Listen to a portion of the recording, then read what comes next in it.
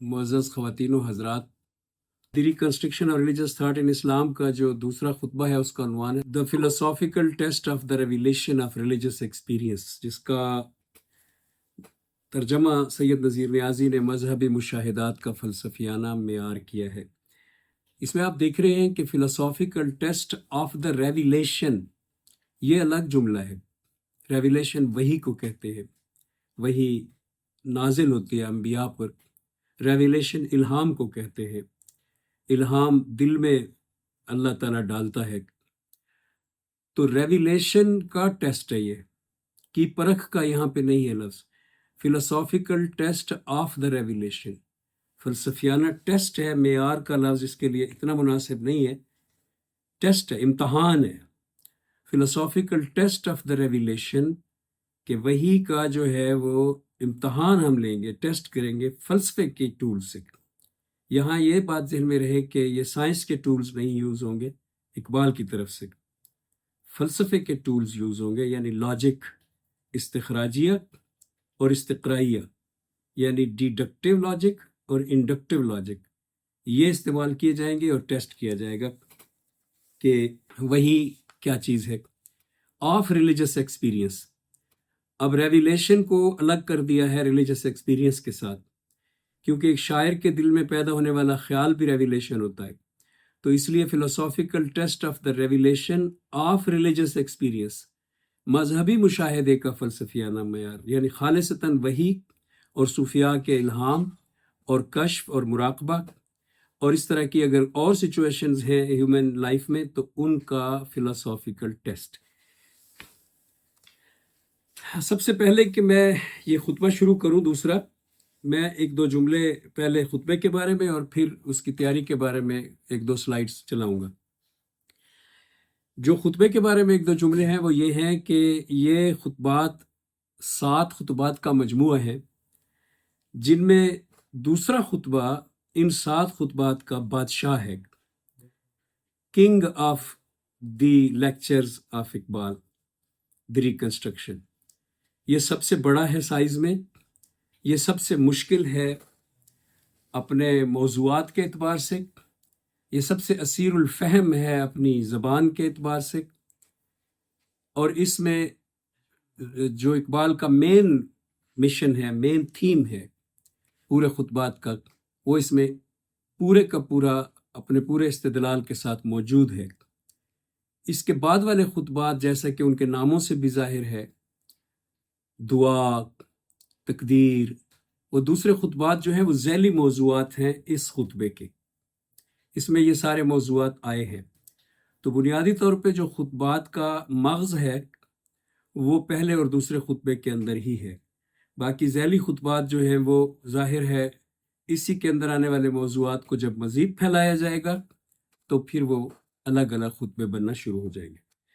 ये खुतबे के बारे में कहना था मैंने, और अब मैंने इस खुतबे की तैयारी के बारे में कि इस मुश्किल को मैंने आसान बनाने के लिए कुछ बातें खुतबे के शुरू में करनी है, ताकि मुश्किल मौज़ूआत आपके सामने जब बाद में आगे चल के आएँ तो इस तैयारी की वजह से जो भी हम पहले कर रहे हैं इसकी वजह से आपको आसानी हो। पहली स्लाइड आप देखेंगे, इसमें लिखा हुआ है क्या कायनात हकीकी है। ये बड़ा अहम सवाल है, इसलिए अहम सवाल है कि ये फ़लसफ़े में आज तक मौजूद है। एक पुराना सवाल जिसको अफलातून ने एड्रेस किया, उससे पहलों ने भी एड्रेस किया, अफलातून से फ़ीसद गौरस पहले है, उसने भी यही ख्याल ज़ाहिर किया कि कायनात हकीकी नहीं है। तो पहला सवाल ये है कि क्या ये कायनात हकीकी है। और ये सवाल जहाँ पे जो स्लाइड्स दी हुई हैं उनमें 4 नज़रियात को बयान कर रहा है। इससे ज़्यादा नज़रियात भी मौजूद हैं इस हवाले से कि ये कायनात, पहला हम ये एड्रेस कर रहे हैं कि ये कायनात हकीकी नहीं है। किस किस ने कहा? तो हमारे पास सबसे बड़ा जो कंटेंट है ये कायनात हकीकी नहीं है का माजी में, वो है अफलातून। ये लेफ़्ट साइड पे जो येलो कलर की तस्वीर है, मोबाइल वालों को ज़रा छोटी नज़र आ रही होगी, तवज्जो करनी पड़ेगी आपको। इसमें आपको एक परिंदा नज़र आ रहा है जो एक शख्स ने छड़ी पर बिठाया हुआ है, اور اس پرندے کا عکس دیوار پر نظر آ رہا ہے اور دو لوگ نظر آ رہے ہیں، ایک اس عکس کو دیکھ رہا ہے اور دوسرا روشنی کے اندر اس پرندے کو پکڑ کر کھڑا ہے۔ اس کو کہتے ہیں ایلیگوری آف کیو۔ یہ افلاطون کی مشہور ایلیگوری ہے کہ کیو کی مثال کہہ لیں اسے، غار کی مثال۔ افلاطون اپنی کتاب میں لکھتا ہے کہ دنیا ہماری، یہ موجودہ دنیا ایسی ہے جیسے اگر کسی شخص کو غار میں بٹھا دیا جائے اور اس کا منہ دروازے کے اپوزٹ ہو، غار کی اندرونی دیوار کو وہ دیکھ رہا ہو، تو باہر غار کے دروازے پر ظاہر ہونے والی ہر شے اندرونی دیوار پر اپنا عکس بنائے گی۔ تو افلاطون کہتا ہے کہ وہ جو عکس ہے وہ عکس ہماری دنیا ہے، اور اگر کبھی وہ غار میں قید شخص غار سے باہر نکلے گا تو باہر دیکھے گا کہ جس چیز کو وہ درخت سمجھتا تھا وہ دیوار پر بنا ہوا سایہ تھی، اور درخت تو غار کے دروازے سے باہر اصل میں 3 ڈائمینشنل دنیا میں موجود ہے، اور جو سائے میں درخت نظر آتا تھا وہ 2 ڈائمینشنل سایہ تھا۔ تو افلاطون کہتا ہے ہماری دنیا اس طرح سے ہے کہ اصل دنیا آیان ثابتہ میں ہے۔ اس لفظ کو چھوڑ دیں، آپ ذہن پہ زور نہ دیں۔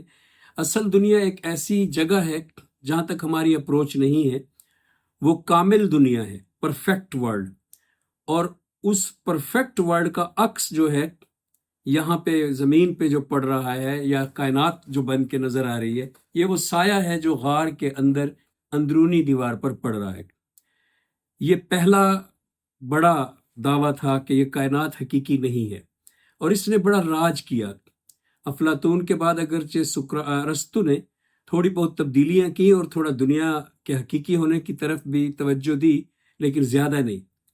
پھر 2000 سال تک تقریباً اس نظریے نے مسلمانوں میں بھی یہ راج کرتا رہا۔ ابو علی سینا، الفارابی اور وہ تمام فلسفی جن کو غزالی نے کرٹیسائز کیا، وہ سب اسی افلاطونی خیال کے مالک تھے کہ دنیا حقیقی نہیں ہے۔ دوسری تصویر جو رائٹ سائڈ پہ آپ کو نظر آ رہی ہے ہالوگرام کی، نیچے زمین سے ایک دھواں سا اٹھ رہا ہے، وہ ہالوگرام ہے، روشنی ہے، اور اس میں زمین نظر آ رہی ہے۔ یہ دوسری تصویر آج کل کی ماڈرن تھیری ہے جس کو کہتے ہیں ہالوگرام تھیری یا ہالوگراف تھیری۔ اس کے مطابق یہ جو ہم ہیں، ہمارے جسم ہیں، یہ جو زمین ہے، یہ کائنات ہے، یہ ساری ہالوگراف کے اندر ایک امیج ہے، 3 ڈائمینشنل امیج۔ ہالوگراف میں جو امیج ہوتا ہے، جو ویڈیو چل رہی ہوتی ہے، وہ 3D کی ہوتی ہے، وہ 2D کی نہیں ہوتی۔ ایک 2 ڈائمینشنل اسکرین پہ 2D اس کو کہتے ہیں جس کی سطح 2 ڈائمینشنل ہو، 2 رخی، وائی ایکسس اور ایکس ایکسس۔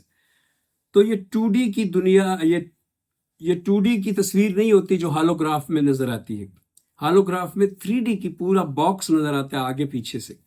تو یہ جو دنیا ہے یہ ایک ہالوگراف ہے، اور اصل میں ہم کوڈ میں لکھے ہوئے ہیں، کسی 2 ڈائمینشنل سرفیس پر لکھے ہوئے ہیں، زیروز اور ونز کے کوڈ میں، جو کمپیوٹر کا کوڈ ہے، بائنری۔ اور اس کوڈ کا جو ریزلٹ ہے، جیسے کمپیوٹر کے بیک میں کوڈ ہوتا ہے، لیکن اس کے اندر سے ہالوگراف کی لائٹ نکل رہی ہوتی ہے اس کی اسکرین سے، اور اس کے پروسیسر میں سے مواد جا رہا ہوتا ہے لکھا ہوا، تو سامنے شو ہوتی ہے ویڈیو، اور ویڈیو جو ہوتی ہے وہ اصل میں کوڈ ہوتا ہے۔ تو یہ دنیا اس طرح سے ہے۔ یہ جدید فزکس کے کچھ سائنسدان اس نظریے کو، اور بڑے لوگ ہیں، وہ چھوٹے سائنسدان نہیں ہیں، میں نام صرف آپ پہ بوجھ نہیں ڈالنا چاہتا، مثلا لیونارڈ سسکین ٹائپ۔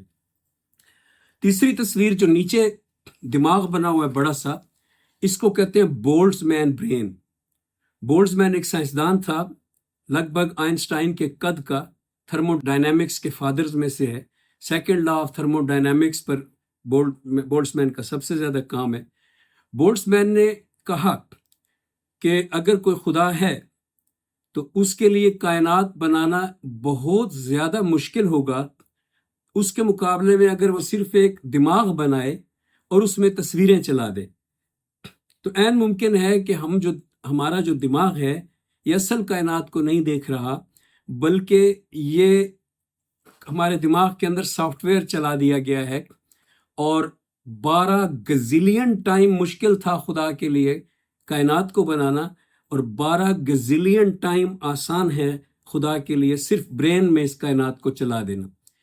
یہاں پہ یہ سوال بھی کہ کیا پاسٹ کی جو میموریز ہیں، میرا باپ کون تھا، میری ماں کون ہے، یہ بھی صرف سافٹ ویئر میں لکھی ہوئی ہیں؟ تو بولٹس مین کا جواب ہوگا یس، اگرچہ بولٹس مین کے زمانے میں کوئی کمپیوٹر اور سافٹ ویئر وغیرہ نہیں تھے، یہ ٹرم میں سمجھانے کے لیے بول رہا ہوں۔ اور آخری تصویر جو ہے جس میں سیمولیشن تھیوری جسے کہتے ہیں، جس میں ہاتھ کو ہاتھ ملایا جا رہا ہے، یہ سیمولیشن تھیوری ہے کہ یہ ساری کائنات کسی سی ڈی میں، کسی کوڈ میں لکھی ہوئی ہے، اور ہم اس کے اندر جیسے ویڈیو گیم چلتی ہے، کسی سی ڈی کے اندر بطور ویڈیو گیم کے ہم چل رہے ہیں، اور کوئی ویڈیو گیم کھیل رہا ہے، یعنی خدا جو ہمیں کھلا رہا ہے۔ تو یہ ایک عبد الحمید ادم کا ایک شعر ہے، بڑا غلط قسم کا، لیکن وہ اس بات کے لیے میں پڑھ رہا ہوں کہ تخلیق کائنات کے دلچسپ جرم پر ہنستا تو ہوگا آپ بھی یزداں کبھی کبھی۔ خطرناک میں نے غلط کہا اس لیے کہ اس میں خدا کو کہا کہ تخلیق کائنات کے دلچسپ جرم پر، اگر کوئی ہندو یہ شعر لکھتا تو وہ بھی اتنا سخت نہ کہتا، وہ کہتا کہ تخلیق کائنات کے دلچسپ کھیل پر ہنستا تو ہوگا آپ بھی یزداں کبھی کبھی۔ لیکن عبد الحمید ادم شراب پیتے تھے تو ہو سکتا ہے اس وجہ سے ان کے منہ سے نکل گیا ہو۔ اور آخری جو شعر لکھا ہوا ہے اوپر، یہ ہمارے غالب مرزا اسد اللہ خان غالب کا شعر ہے، اور یہ بھی یہی بات کر رہے ہیں کہ ہستی کے مت فریب میں آ جائیو اسد، عالم تمام حلقہ دام خیال ہے۔ یعنی یہ کائنات حقیقی نہیں ہے، اس پہ بہت بڑے بڑے نام جیسے کانٹ ہے، جیسے ہیگل ہے، جیسے برکلے ہے، اتنے بڑے بڑے نام ہیں کہ سن کے دنگ رہ جاتا ہے بندہ، جو یہ بیلیو کرتے ہیں کہ یہ کائنات حقیقی نہیں ہے۔ اب اگلے جو سلائیڈ ہے وہ میں نے چینج کر دی ہے، اس میں جو سرخی ہے وہ ہے کائنات حقیقی ہے۔ یہ قرآن کریم کا دعویٰ ہے، اور ذرا دعویٰ دیکھیے، الذین یذکرون اللہ قیاما وقعودا وعلی جنوبہم ویتفکرون فی خلق السماوات والارض ربنا ما خلقت ھذا باطلا سبحانک فقنا عذاب النار۔ ترجمہ مجھے لکھنا چاہیے تھا، میرے ذہن سے نکل گیا ہوگا، لکھتے بغیر اب میں بول دیتا ہوں۔ الذین، وہ لوگ، یذکرون، جو اللہ کا ذکر کرتے ہیں، قیاما، کھڑے ہو کر، وقعودا، اور بیٹھ کر، وعلی جنوبہم، اور اپنے پہلوؤں کے بل لیٹ کر، ویتفکرون، اور غور کرتے ہیں، فی خلق السماوات، آسمانوں کی تخلیق میں، والارض، اور زمین کی تخلیق میں، اور کہتے ہیں ربنا، اے ہمارے رب، ما خلقت ھذا باطلا، کہ اے ہمارے رب آپ نے یہ سب کچھ باطل پیدا نہیں کیا۔ اس میں 3 تصویریں میں نے دی ہیں، جس میں پہلی تصویر ہے قیاما وقعودا وعلی جنوبہم، ان تینوں کو ظاہر کرنے کے لیے۔ پہلی تصویر ہے پیٹر ہگز کی، جن کی دریافت ہے ہگز فیلڈ اور ہگز بوزانس، اور پیچھے ان کے جو گول نظر آ رہا ہے دائرہ، یہ لارج ہیڈران کولائیڈر ہے جو سرن میں ہے، جو جنیوا میں ہے۔ دوسری تصویر ایسے ہی کسی سائنسدان کی ہے جو بیٹھی ہے، اور تیسری تصویر علامہ صاحب کی ہے جو پہلو کے بل لیٹے ہوئے ہیں۔ قرآن کریم نے بیٹھنے کے اس انداز کو کئی جگہ علی الارائک متکئون اور علی الارائک ینظرون بھی کہا ہے، کہ جو کوہنی ایسے کر کے کوہنی جب رکھی جاتی ہے تکیے پر، اور بندہ پہلو کے بل لیٹ جاتا ہے، تو اس کو کہتے ہیں علی الارائک، کہ کوہنی پر بیٹھ گیا۔ ینظرون معنی کوہنیوں کے بل ایسے بیٹھ کے دیکھ رہا تھا، اور علی الارائک متکئون، تکیے لگا کر جو ہے وہ بیٹھا تھا۔ تو علی الارائک کہ وہ تکیے لگائے ہوئے تھے اپنی کوہنیوں پر، متکئون، تکیے لگائے ہوئے تھے۔ تو یہ علامہ صاحب کا جو سٹائل ہے اس کے حوالے سے۔ بہرحال یہ قرآن کریم نے سائنسدانوں کو جو ٹریبیوٹ دیا، یہ پہلی آیت نہیں ہے، اور بھی آیات ہیں جن میں یہ ٹریبیوٹ قرآن کریم نے سائنسدانوں کو دیا ہے۔ ایک بہت مشہور آیت ہے جس میں آخر میں کہا جاتا ہے کہ انما یخشی اللہ من عبادہ العلماء، کہ اللہ کے ڈرنے والے بندوں میں سے علماء وہی ہیں جو کائنات کی پستیوں بلندیوں پر غور کرتے ہیں، جو آسمانوں پر غور کرتے ہیں، چیزوں پر غور کرتے ہیں۔ Reality as Einstein says it, اب جو سلائیڈ ہے اس پہ لکھا ہوا ہے کہ ریالٹی کو آئنسٹائن کیسے دیکھتا ہے۔ تو وہی آیت میں نے پہلے لکھی ہے یہاں پہ، ربنا ما خلقت ھذا باطلا، کہ جو سائنسدان غور کرتے ہیں کائنات کے بستیوں بلندیوں پر تو وہ بول اٹھتے ہیں کہ اے اللہ، اے ہمارے رب، تو نے اس کائنات کو باطل پیدا نہیں کیا، یہ ریئل ہے۔ تو آئنسٹائن کا جملہ جو علامہ اقبال نے کوٹ کیا ہے دوسرے خطبے میں، وہ ہے کہ یہ کائنات حقیقی ہے لیکن ناظر کے لیے اضافی ہے۔ ناظر آبزرور کو کہتے ہیں انگریزی میں۔ تو جو آبزرور اس کو دیکھ رہا ہے، اس کو جو نظر آ رہی ہے ویسی نہیں ہے، لیکن حقیقت میں یہ کائنات وجود رکھتی ہے۔ کیسی ہے اس میں ہم آگے چل کے دیکھ لیں گے خطبے کی وجہ سے۔ تو یہ کائنات حقیقی ہے، آئنسٹائن نے بھی کہا اور قرآن کریم نے بھی کہا۔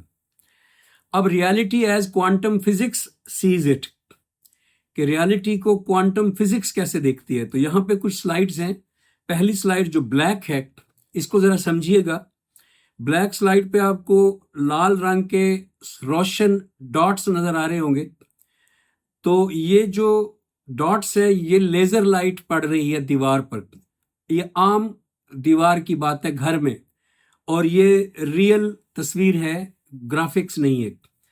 جب آپ لیزر لائٹ، جو میں نے رائٹ سائڈ پہ تصویر بنا رکھی ہے لیزر کی، جو عام بچے کھیلتے ہیں اس لیزر کی، اس لائٹ کے رستے میں اگر دو سلٹس آ جائیں، دو سلٹس ہوتی ہے جھری، سوراخ لیکن لمبی جھری، تو نیچے جو تصویر دی ہوئی ہے اس میں آپ کو دو سلٹس دکھائی بھی جا رہی ہے۔ ایک بلب روشن ہے اور اس بلب سے تیر کے نشان نکل رہے ہیں جو دو سلٹس کی طرف جا رہے ہیں، اور اس بلب میں سے فوٹان جو ہے وہ بھی سلٹس میں سے گزر رہے ہیں۔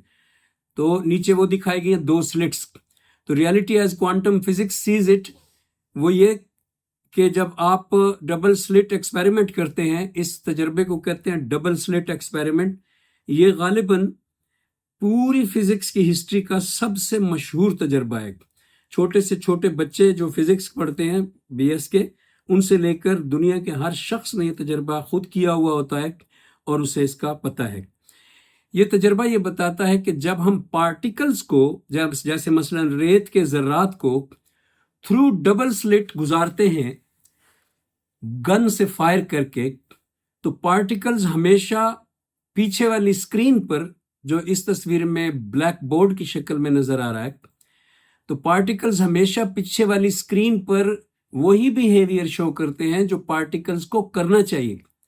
رائٹ سائڈ پہ ایک تصویر ہے اورنج کلر کی، اس میں دکھایا گیا ہے کہ پارٹیکل کو کرنا کیا چاہیے۔ ایک بالٹی سے ریت پھینکی جا رہی ہے ڈبل سلٹ پر، اور نیچے ڈبل سلٹ سے دو بمپس بن رہے ہیں، دو ڈھیر بن رہے ہیں ریت کے۔ تو دکھایا یہ جا رہا ہے کہ دیکھیں یہ پارٹیکلز ہیں، ان کا کام ہی یہی ہے کہ یہ ایک ہی جگہ پہ اکٹھے ہوں۔ تو دو سلٹس ہوں گی تو دو ڈھیر بنائیں گے۔ سمپل بات ہے، ہر بندہ آبزرو کر سکتا ہے۔ لیکن ڈبل سلٹ ایکسپیریمنٹ میں وہ کہہ رہے ہیں کہ ہونا تو یہی چاہیے تھا کہ جب دو سلٹس ہوں اور اس میں سے جب روشنی یا ذرات یا کچھ بھی گزارا جائے تو وہ پیچھے اسکرین پر دو ہی سلٹس کا نقشہ بنائیں، تصویر چھاپیں۔ لیکن یہ ابھی اگلی سلائیڈ پہ میں بتاتا ہوں۔ اس سے پہلے میں یہ عرض کر دوں کہ جیسے ویوز پانی سے گزرتی ہیں، یہ ایک ڈیفرنٹ پیٹرن ہوتا ہے۔ پارٹیکلز گزرتے ہیں تو آپ نے دیکھا وہ دو ڈھیر بنائیں گے، لیکن اگر پانی کی لہر بنا دی جائے، اس میں ہاتھ مار کے، کنکر پھینک کے، کچھ بھی کر کے، تو آپ جانتے ہیں کہ پانی میں دائرے بننا شروع ہو جاتے ہیں، ویوز۔ تو اگر اس کے رستے میں، اس دائرے کے رستے میں جو پانی میں بن رہا ہے، ڈبل سلٹ کھڑی کر دی جائے تو دوسری طرف جو پیٹرن بنے گا، وہ چونکہ موج تھی تو دوسری طرف جب سلٹس میں سے پانی نکلے گا اور وہ دو دائرے بنانا شروع کرے گا سلٹس کی وجہ سے، کیونکہ آپ چلتے ہوئے آپ پانی میں دو پینسلیں ڈبو کے ایسے چلائیں تب بھی دو دائرے بنتے ہیں، تو دو دائرے بنائیں گے، وہ آپس میں انٹرفیئر کرنا شروع کر دیں گے، اور جو سکرین ہوگی پیچھے، اس سکرین پر ہمیں ملٹیپل پیٹرن نظر آئے گا۔ دو سلٹس کی وجہ سے دو نظر نہیں آئیں گی تصویریں، بلکہ ہمیں ملٹیپل پیٹرن نظر آئے گا۔ یہ پانی کے ساتھ ہے، موج کے ساتھ، اور پچھلی سلائیڈ میں آپ نے دیکھا کہ پارٹیکل کے ساتھ جب بھی ڈبل سلٹ سے انہیں فائر کیا جائے تو یہ ایسا بیہیویئر کریں گے۔ کہ اب ذرا سنیے گا بات دل تھام کے، کہ reality as physics says it, اور یہ بڑا پروون فیکٹ ہے، اس کو لاکھوں کروڑوں بار دہرایا گیا تجربہ بھی آپ کہنا چاہیں تو آپ کہہ سکتے ہیں، یہ جو میں بتانے لگا ہوں۔ اور وہ یہ ہے کہ جب آپ ڈبل سلٹ میں سے لیزر فائر کرتے ہیں پارٹیکلز کی بجائے روشنی کی شعاع، تو وہ ویو کا پیٹرن بناتی ہے دیوار پر، جیسا کہ پہلی سلائیڈ میں آپ نے ریئل تصویر دیکھی تھی کہ اس میں ڈاٹس، اس میں سرخ بنے ہوئے تھے ویو کا پیٹرن. تو وہ ویو کا پیٹرن بناتی ہے لائٹ. لیکن اگر آپ الیکٹرانز فائر کریں گن میں سے، الیکٹرانز پارٹیکل ہیں، الیکٹرانز روشنی نہیں ہے. روشنی کی تو موج ہوتی ہے، الیکٹرانوں کی تو موج نہیں ہونی چاہیے تھی، اگرچہ اب میں بتاؤں گا کہ ہوتی ہے، لیکن ان کی تو موج نہیں ہونی چاہیے تھی. لیکن الیکٹرانوں کی بھی پیٹرن بنتا ہے پیچھے، ملٹیپل پیٹرن، کہ آپ ڈبل سلٹ میں سے الیکٹران فائر کر رہے ہیں اور پیچھے جو پیٹرن بن رہا ہے وہ ویو لائک پیٹرن ہے. وہ پیٹرن الیکٹرانوں کی وجہ سے، جو کہ ریت کے ذرات جیسا ہونا چاہیے تھا، کیونکہ الیکٹران مادے کا ذرہ ہے، روشنی کا نہیں، اس لیے پیچھے پیٹرن میں 2 سلٹس کا نتیجہ آنا چاہیے تھا. لیکن جب الیکٹران گن سے فائر کرتے ہیں تو پیچھے اسکرین پر ویو لائک بیہیویئر آتا ہے. اس نظریے کی وجہ سے یہ جب آیا تھا 1924-26 میں جب یہ آیا تھا، تو اس نظریے کی وجہ سے یہ جو ڈی برائے ایک سائنسدان کا نام لیا ہے میں نے، ڈی برائے کی جو تھیری ہے، نوبل پرائز ملا تھا اس سے، وہ یہ کہتی ہے کہ مادے کی بھی اصل حالت جو ہے وہ ویو لائک ہے. ہم مادے کو جب دیکھتے ہیں تو وہ ہمیں پارٹیکل لائک نظر آتا ہے، پارٹیکل جیسا نظر آتا ہے، لیکن ریئلٹی میں، حقیقت میں مادہ موج جیسا ہے. چاہے وہ ہاتھی ہو، چاہے وہ پورا سیارہ ہو، وہ بھی اصل میں موج ہے، اس کا ہر ذرہ بھی موج ہے اور وہ خود بھی موج. اس کو ڈی برائے ایکویشن کہتے ہیں. اب ذرا بہت ہی امپورٹنٹ بات کی طرف آئیے گا. یہ دیکھیے اگلی سلائیڈ میں ڈبل سلٹ میں سے گزر رہی ہے الیکٹران، گن کے ذریعے الیکٹران گزر رہے ہیں. لیکن ابھی جو میں نے بات تھوڑی دیر پہلے کی تھی کہ الیکٹران موج ہیں اور ڈبل سلٹ میں سے گزریں گے تو پیچھے موج کا پیٹرن آئے گا، وہی بات اب میں یہاں دوبارہ غلط کر رہا ہوں. آپ دیکھ رہے ہیں کہ سلائیڈ میں تو صرف 2 پیٹرن ہیں، ملٹیپل تو نہیں ہے، اور تصویر الیکٹرانوں کے فائر کرنے کی ہے. تو ایسی ریزن اس کی کیا ہو گئی؟ جواب یہ ہے کہ اس بار تصویر میں ایک اور آبجیکٹ بھی ہے، وہ ذرا دیکھیے غور سے، وہ کیا ہے؟ وہ ہے آبزرور، یعنی ڈیٹیکٹر لگا ہوا ہے، وہاں پہ کیمرہ لگا ہوا ہے. آپ کو پیلے رنگ کی تار والا کیمرہ نظر آ رہا ہے. کیمرے کو جب ہم نے وہاں رکھا تو دیکھنے کے لیے کہ پارٹیکل الیکٹران کا سوراخوں میں سے کون سے والے میں سے گزر رہا ہے، کیوں ملٹیپل پیٹرن بنا رہا ہے. جو ہی ہم نے کیمرہ وہاں پر رکھا، فوراً ہی الیکٹرانوں نے اپنا ویو لائک پیٹرن توڑ دیا اور ہمارے کیمرے کا انہیں پتہ چل گیا اور انہوں نے 2 لکیروں والا پیٹرن بنانا شروع کر دیا. یہ وہ حیران کن واقعہ تھا ہسٹری کا، جس کی وجہ سے آئنسٹائن اور نیل بوہر کے درمیان 30 سال ڈیبیٹ ہوتی رہی، اور یہ ڈیبیٹ اصل میں آج تک موجود ہے کہ ریالٹی کیسی ہے. ویو لائک ریالٹی ہے. شاہد جب اس کو دیکھتا ہے، آبزرور جب اس کو دیکھتا ہے تو وہ کولیپس ہو جاتی ہے ویو، اور ایک ویو پارٹیکل کی شکل اختیار کر لیتی ہے. Observing device collapses the reality. شاہد حقیقت کا مشاہدہ کرتا ہے تو ویو فنکشن ٹوٹ جاتا ہے اور حقیقت کا صرف ایک پہلو نمایاں ہو کر سامنے آ جاتا ہے. یہ اب سائنس کے ایک ایسے تجربے سے ثابت ہے بات جس کو کروڑہا مرتبہ دہرایا گیا ہے. جب آپ گوگل پہ سرچ کریں گے ڈبل سلٹ ایکسپیریمنٹ یا یوٹیوب پہ، تو آپ کو نظر آئے گا لاکھوں کروڑوں لوگوں کی طرف سے اس پر بات، سائنسدانوں کی طرف سے. تو تب آپ کو یہ فکشن نہیں لگے گا کہ پارٹیکلز کو پتہ کیسے چلا ہے کہ ان کو ڈیٹیکٹ کیا جا رہا ہے. اگرچہ اس کی بھی سائنس آ چکی ہے کہ ان کو پتہ کیسے چلا ہے، لیکن وہ میں نہیں چھیڑنا چاہتا. تو فزکس کیا کہہ رہی ہے، کوانٹم فزکس، کہ اصل ریالٹی ویو فنکشن میں ہے، اور جب ہم اس کو دیکھتے ہیں یا کوئی ڈیوائس اس کو دیکھتی ہے، اقبال نے لکھا ہے آپ کیمرہ بھی لگا دیں، یہ دوسرے خطبے کی بات کر رہا ہوں، آپ کیمرہ بھی لگا دیں تو بھی وہ ناظر ہی ہوگا.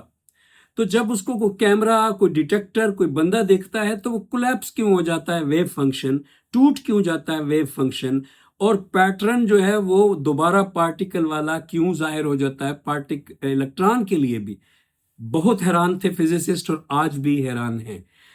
تو وداؤٹ آبزرور یہ پیٹرن ہے، وداؤٹ آبزرور شاہد کی عدم موجودگی میں کائنات ویو فنکشن کی حالت میں ہے اور اس کا پیٹرن ملٹیپل ہے۔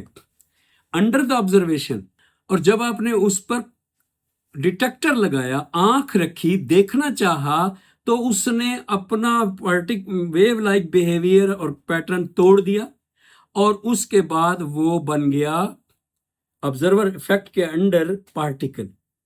ذرا اس بات کا جو کانٹ نے کہی تھی اب جائزہ لیجئے کہ جو اصل حقیقت ہے چیزوں کی، کسی بھی چیز کی، میری اس اینک کی، ہر چیز کی جو اصل حقیقت ہے وہ ہم جان ہی نہیں سکتے، کیونکہ تھنگز ان اٹ سیلف کیا ہیں، شے فی ذات کیا ہے، وہ بنی ہوئی کیسے، وہ مواد کیسے، اس کا سبسٹینس کیا ہے، اس میں اصل میں توانائی کس شکل میں ہے، یہ ہم جان ہی نہیں سکتے۔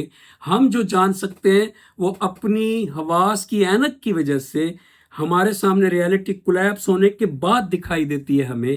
اور کانٹ نے بھی تو یہی کہا تھا کہ حقیقت ان نویبل ہے، ان نویبل، ان نون نہیں، جان ہی نہیں سکتا کوئی اسے، کیونکہ حواس کے ذریعے اس کے مشاہدے کا عمل اس کے مختصر اور محدود دیدار پر مجبور ہے۔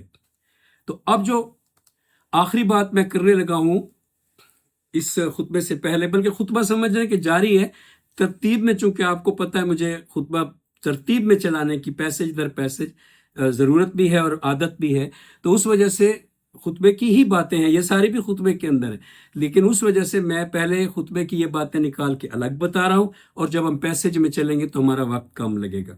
اب تک آپ نے دیکھا کائنات حقیقی ہے یا کائنات حقیقی نہیں ہے میں اب قرآن اور سائنس جس بات پر متفق نظر آتے ہیں وہ یہ نظر آتی ہے کہ کائنات حقیقی تو ہے، کوئی مواد تو ہے نا جو ہمارے حواس کی وجہ سے ڈیفرنٹ نظر آ رہا ہے، لیکن وہاں پر تو ہے، تھنگ ان اٹ سیلف جیسی بھی ہے، ہمیں نہیں پتہ کیسی ہے۔ دوسری مخلوق، کانٹ کہتا ہے دوسری مخلوقات بھی تو دیکھ رہی ہیں نا یونیورس کو، کوا بھی تو یونیورس کو دیکھ رہا ہے، کتا بھی تو یونیورس کو دیکھ رہا ہے، اونٹ بھی تو یونیورس کو دیکھ رہا ہے، تو وہ بھی تو آبزرورز ہیں۔ تو اگر ان سے کہا جائے، اونٹوں کی کمیونٹی سے کہا جائے کہ آپ کتابیں لکھیں، آپ ہمیں بتائیں کہ یونیورس کیسی ہے، سیارے ستارے کہاں ہیں، تو اونٹ کیسی کتاب لکھیں گے؟ کوئی اور جانور یا ایلینز کیسی کتاب لکھیں گے کہ کائنات کیسی ہے؟ ان کے حواس ہم سے تھوڑے تھوڑے ڈیفرنٹ ہیں، تو ان کے لیے کائنات اور طرح کی نظر آئے گی، اور ہر کوئی کائنات کو اپنے انداز میں لکھے گا۔ لہٰذا صرف ہم انسانوں کی بتائی ہوئی کائنات ہمارے 5 حواس کی وجہ سے ضروری نہیں ہے کہ وہی فائنل ہی کائنات کے بارے میں لکھا ہوا ہو۔ سو کائنات کی حقیقت حقیقی ہے، وہ جھوٹ نہیں ہے، خواب نہیں ہے، لیکن ہمارے حواس کی وجہ سے جس طرح سے کانٹ کا ایک جملہ سنے تو شاید میں آگے بات کروں ہی نہیں، خود ہی آپ کو ساری سمجھ آ جائے۔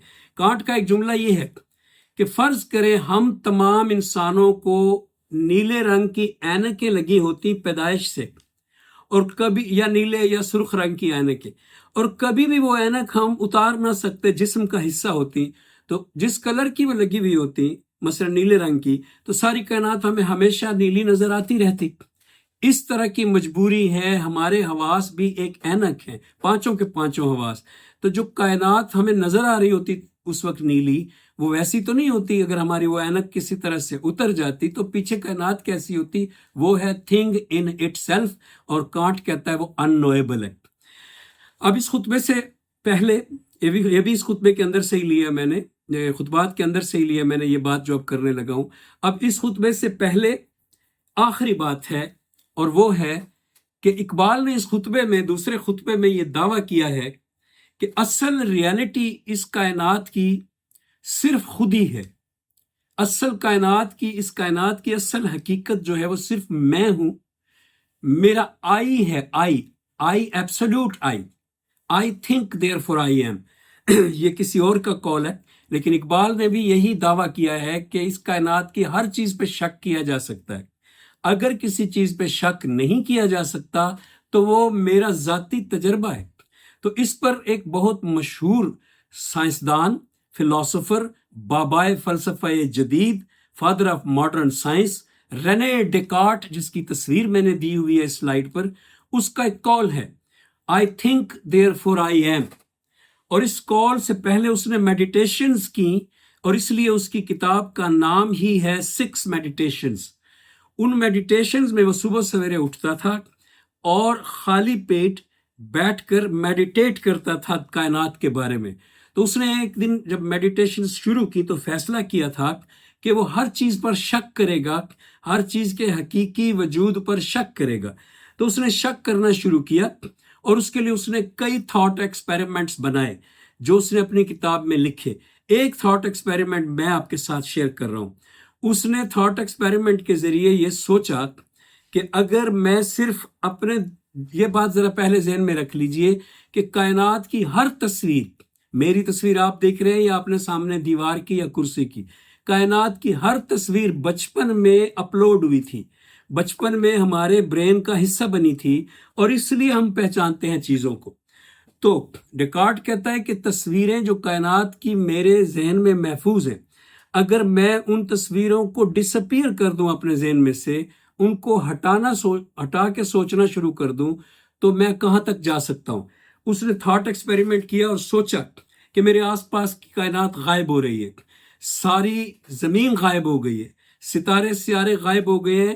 آخر میں اس نے سوچا میرا جسم غائب ہو رہا ہے، میرے پیر غائب ہو گئے ہیں، میری ٹانگیں، میرا پیٹ، میرا سر، منہ سب غائب ہو گیا ہے۔ اور آخر میں اس نے دماغ میں تھاٹ ایکسپیریمنٹ کے ذریعے فکر کو مجبور کیا کہ وہ یہ سوچے کہ کوئی بھی تصویر، جتنی بھی تصویریں اس کائنات کے علم کے ذریعے یا حواس کے ذریعے اس کے اندر محفوظ تھیں، وہ ساری کی ساری اب اس نے نکال دی ہیں دماغ سے تھوڑی دیر کے لیے، اور ان میں کوئی تصویر باقی نہیں ہے، ایک اندھیرا ہے اور ڈارکنیس ہے۔ اس سب کے باوجود اس نے کہا ابھی بھی میری فکر کے اندر، میری سوچ کے اندر ایک چیز موجود ہے، زندہ ہے، طاقت کے ساتھ ہے، اور وہ چیز ہے میں، آئی۔ میری تصویر جو آئی کی تصویر ہے وہ کوئی تصویر سے مشابہ نہیں ہے، وہ میرے جسم کی تصویر سے بھی مشابہ نہیں ہے۔ جسم کو بھی میں نے اپنے بغیر سوچ لیا، اپنے آپ کو بھی میں نے اپنے جسم کے بغیر سوچ لیا۔ میں جسٹ ایک کانشیس پوائنٹ مومنٹ ہوں اسپیس ٹائم میں، اور دیٹس آل۔ اور اس کو اس نے کہا I think therefore I am۔ عقلی مشاہدہ شاہد آفاق کی شہادت ہے کہ آخری حقیقت مطلق خودی ہے۔ یہ عقلی مشاہدہ جو ایک فلاسفر نے کیا، اور اس نے اس کو منوایا دنیا سے اپنے آرگومنٹ کو، کیونکہ اور بھی بہت سے تھاٹ ایکسپیریمنٹس اور آرگومنٹس اس میں ہیں۔ تو صرف جو زندہ بچتی ہے اینڈ پہ، اگر ساری تصویریں برین سے غائب ہو جائیں، جو چیز زندہ بچتی ہے وہ خودی، اور خودی بھی مطلق، ایبسولوٹ آئی۔ اس کے بعد ریلیجس ایکسپیرینس میں نے لیفٹ سائڈ پہ اقبال کے نماز پڑھتے ہوئے کی تصویر لگائی ہے، اور بات آگے چل کے میں یہ سمجھانے لگا ہوں، اس لیے میں سلائیڈ ابھی گزار دوں گا۔ اور سلائیڈ پر لکھا ہوا ہے مذہبی مشاہدہ شاہد نفس کی شہادت ہے کہ آخری حقیقت مطلق خودی ہے۔ یعنی سائنسی مشاہدہ، عقلی مشاہدہ یہ شہادت دے رہا ہے کہ آخری حقیقت مطلق خودی ہے، اسی طرح مذہبی مشاہدہ بھی یہ شہادت دے رہا ہے کہ آخری حقیقت مطلق خودی ہے۔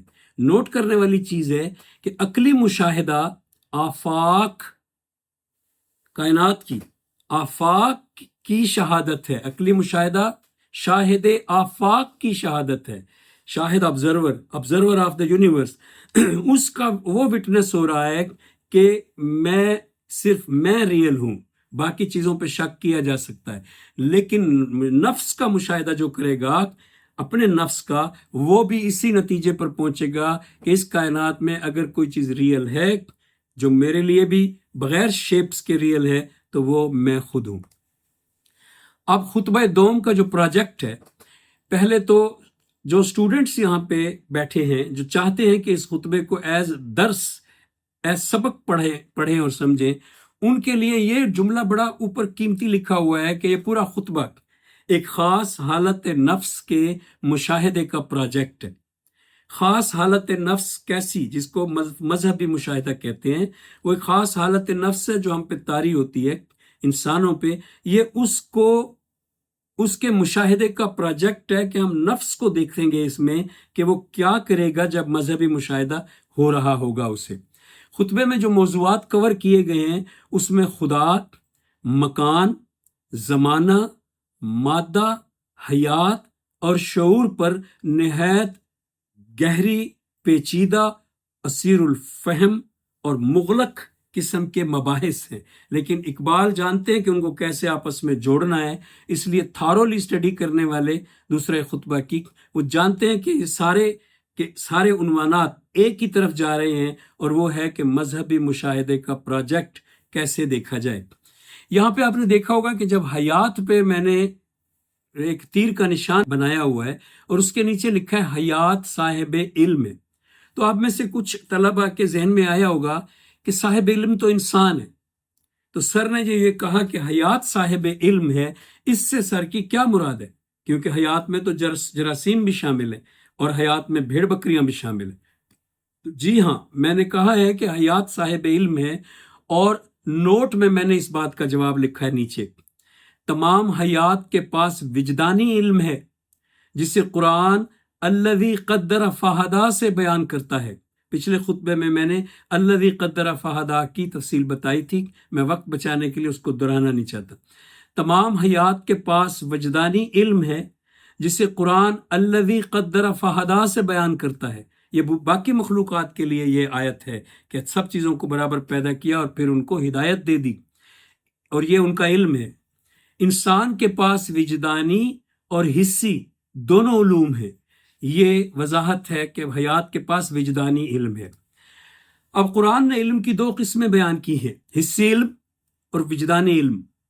قرآن کے الفاظ میں ہے سنوریہم آیاتنا فی الآفاق وفی انفسہم حتی یتبین لہم انہ الحق. ترجمہ: ابھی ہم انہیں آسمان و زمین کی وسعتوں میں اور خود ان کی ذاتوں میں اپنی نشانیاں دکھائیں گے. آسمان و زمین کی وسعتوں آفاق کا ترجمہ ہے اور انفسہم کا ترجمہ ہے اپنی ذات. تو اس میں اللہ نے ان دو کے ذریعے بنیادی طور پہ علم دیا ہے اپنی آیات میں. اب پہلی جو خطبے میں بات کی ہے اقبال نے، سب سے پہلی وہ فلسفیوں کے وجود خدا پر جو دلائل ہیں، اقبال نے ان کو رد کیا ہے. جیسے غزالی نے ابو علی سینا اور الفارابی کے خدا کے وجود پر دیے گئے دلائل کو انکوہیرنس آف فلسفی میں رد کیا تھا، بالکل ایسے اقبال نے مغربی فلسفیوں، ویسٹرن فلاسفرز کے جو دلائل ہیں کہ خدا کا وجود ہے، ان کو رد کیا ہے. آپ حیران ہوں گے کہ خدا کا وجود ہے کے دلائل کو اقبال جیسا اہل دین، اہل مذہب بندہ رد کیوں کر رہا ہے؟ تو جواب یہ ہے کہ اقبال فلسافیکل ٹیسٹ کر رہے ہیں، اور فلسافیکل ٹیسٹ یہی ہوتا ہے کہ آپ اپنا آرگومنٹ استخراجی مقدمے یا استقرائی مقدمے کی مدد سے بنائیں اور ثابت کریں نتیجے میں کہ یہ بات فلسفے کی غلط ہے یا صحیح ہے. 3 دلیلیں ہیں، میں تیزی سے عرض کروں گا. پہلی دلیل جہاں سے شروع ہوتا ہے دوسرا خطبہ، وہ ہے دلیل کونی.